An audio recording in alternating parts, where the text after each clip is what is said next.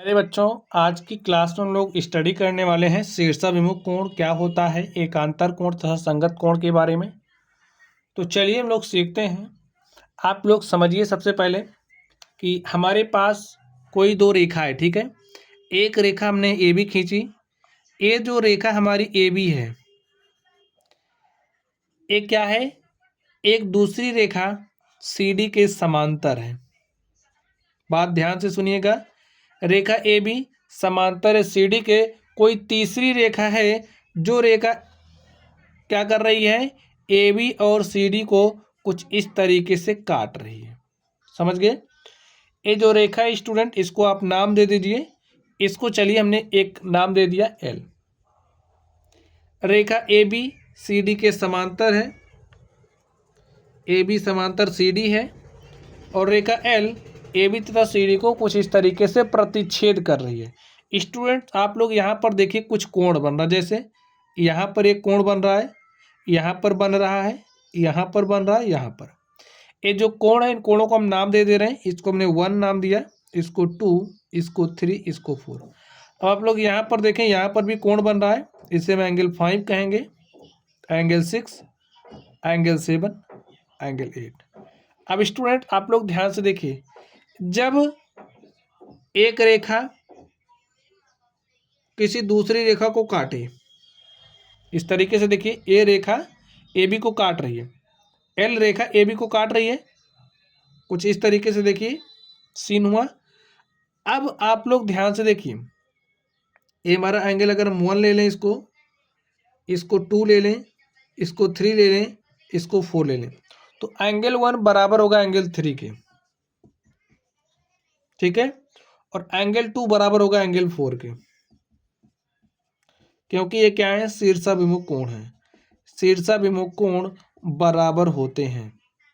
बात आप लोग समझ गए। एंगल 1 बराबर होगा एंगल 3 के, एंगल 2 बराबर होगा एंगल 4 के। अब आपको ये जो रेखा सी डी है, रेखा सी डी को एल देखिए काट रहा है। अभी रेखा सी डी को ध्यान से देखिए, तो आप इसमें देख करके बताइए, कौन कौन से कोण शीर्षाभिमुख कोण है। जो एंगल 5 है, एंगल 7 के बराबर हो जाएगा। एंगल 6 बराबर होगा एंगल 8 के, ठीक है। क्यों बराबर होगा, क्योंकि ये क्या है, शीर्षाभिमुख कोण है, और शीर्षाभिमुख कोण बराबर होते हैं। तो शीर्षाभिमुख कोण आप समझ गए स्टूडेंट्स। इसमें आप कैसे पहचानोगे, पहचानना सीख गए। चलिए हम लोग नेक्स्ट चलते हैं। अब आप लोग ध्यान से देखिए, शीर्षाभिमुख कोण हो गया। अब जब दो रेखाएं समांतर हों, कोई तीसरी रेखा इस तरीके से काट रही है, तो इस केस में जो हमारे एकांतर कोण हैं वो बराबर होते हैं। अब आप लोग देखिए एकांतर कोण कौन कौन से हैं, चित्र को देख करके बताइए। एकांतर कोण ध्यान से देखिए, ये जो एंगल 2 है, एंगल 2 के अगर हम एकांतर की बात करें, तो एंगल 2 के जो एकांतर है वो हमारा क्या है, एंगल 7 है, ठीक है। तो एंगल 2 हमारा बराबर होगा एंगल 7 के। अगर हम इस एंगल 3 के एकांतर की बात करें, तो एंगल 3 के एकांतर कौन है, एंगल 8 है। एंगल 3 बराबर होगा एंगल 8 के। आगे ध्यान से देखिए, अब अगर हम लोग इसके अंदर साइड बात करें, तो एंगल A1 एकांतर किसके, एंगल 6 के। तो जो हमारा एंगल 1 है वो बराबर होगा एंगल 6 के। आगे ध्यान से देखिए, एंगल 4 के एकांतर कौन है, इसे आपको कमेंट बॉक्स में बताना है। तो देखिए एंगल 4 के एकांतर हमारा एंगल 5 है, तो एंगल 4 हमारा बराबर होगा एंगल 4 के। क्यों बराबर होगा, क्योंकि एकांतर कोण बराबर होते हैं। स्टूडेंट्स अगर आप इन एकांतर कोणों को देखेंगे, तो ये बाहर साइड है। देखिए एंगल 2 के एकांतर एंगल 7 है, एंगल 3 के एकांतर एंगल 8 है, तो इसे हम बाह्य एकांतर कोण कहेंगे। क्या कहेंगे, बाह्य एकांतर कोण, क्योंकि ये बाहर साइड है। और इसे हम क्या कहेंगे स्टूडेंट, अंतः एकांतर कोण। अंतः एकांतर कोण। तो अब आप एकांतर कोण को पहचान जाएंगे। चलिए अब हम लोग नेक्स्ट चलते हैं, ध्यान से देखिए। अब हम बात करने वाले हैं संगत कोणों की।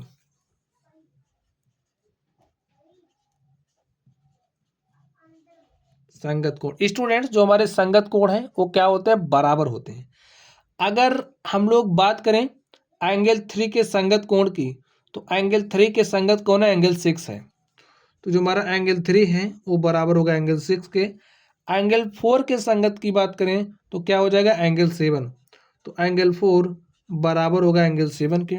आगे देखिए इस तरफ अगर हम एंगल 2 के संगत की बात करें तो एंगल 5 है, तो एंगल 2 बराबर होगा एंगल 5 के। इसी तरीके से एंगल 1 संगत है एंगल 8 के, तो एंगल 1 बराबर होगा एंगल 8 के। और स्टूडेंट्स ये हमारे क्या हैं, संगत कोण है। संगत कोण क्या होते हैं, बराबर होते हैं, ये बात आपको पता है ना। लिखिए संगत कोण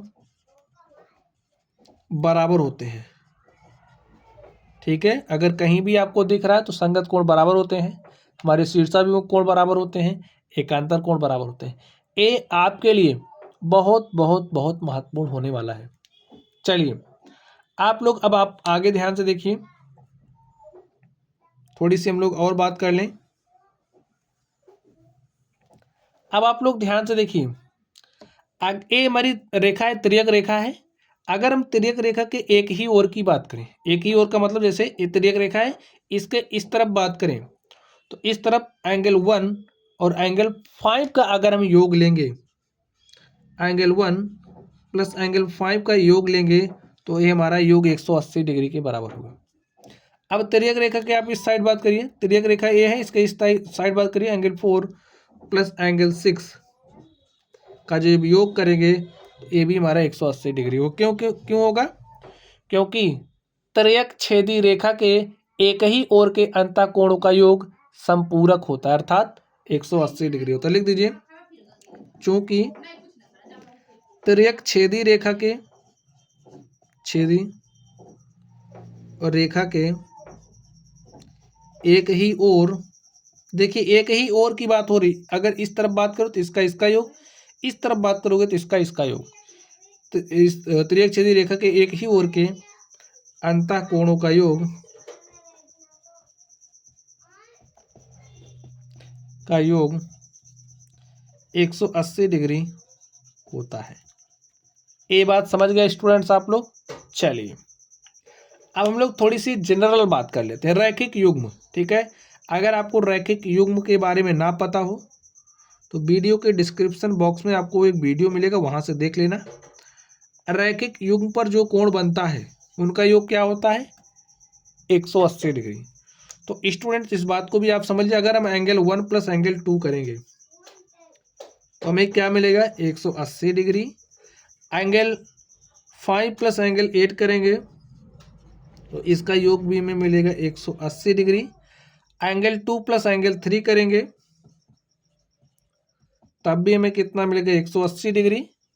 एंगल 1 प्लस एंगल 4 करेंगे तब भी हमें मिलेगा 180 डिग्री।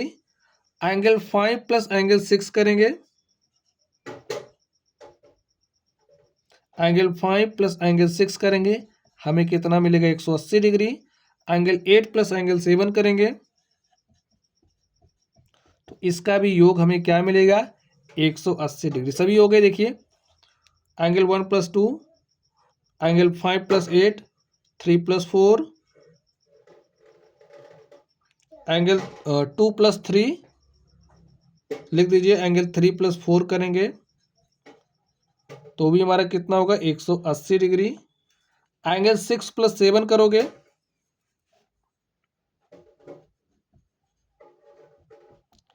जहां जहां आपको रैखिक युग्म बनता हुआ दिख रहा है उसका आप योग निकालोगे तो आपको कितना मिलेगा, 180 डिग्री, ठीक है। तो रैखिक युग्म हम आपको यहीं समझा दें। चलिए इतनी बात आप लोग समझ गए, जहां जहां रैखिक युग्म बन रहा है वहां पर जो कोण है उनका योग कितना होगा, 180 डिग्री। आप लोग यही बात समझ लीजिए यहाँ पर। चलिए समझा देते हैं। आप समझिए आपके पास कोई रेखा है, ठीक है, और इस तरीके से एक कोण बन रहा है। यहाँ पर एक कोण बना x, यहाँ पर बना वाई। आपको पता जो रेखा होती है उस पर कितना डिग्री का कोण बनेगा, 180 डिग्री का। अब ये हमारी रेखा है, इस पर एंगल एक्स और एंगल वाई बन रहा है, तो इसका और इसका जो योग होगा वो किसके बराबर होगा, 180 डिग्री के। यही बात आपको समझनी है, ठीक है। अगर इस तरीके से हो गया, ठीक है, यहाँ एंगल एक्स बना, यहाँ एंगल वाई बना, यहाँ जेड बना। देखिए ये जो तीनों कोण है इसी रेखा पर ही बन रहे हैं, तो तब भी इनका योग कितना होगा, 180 डिग्री होगा। Angle X plus angle Y plus angle Z बराबर होगा 180 डिग्री के, ठीक है। तो यही हमारा रैखिक युग्म होता है।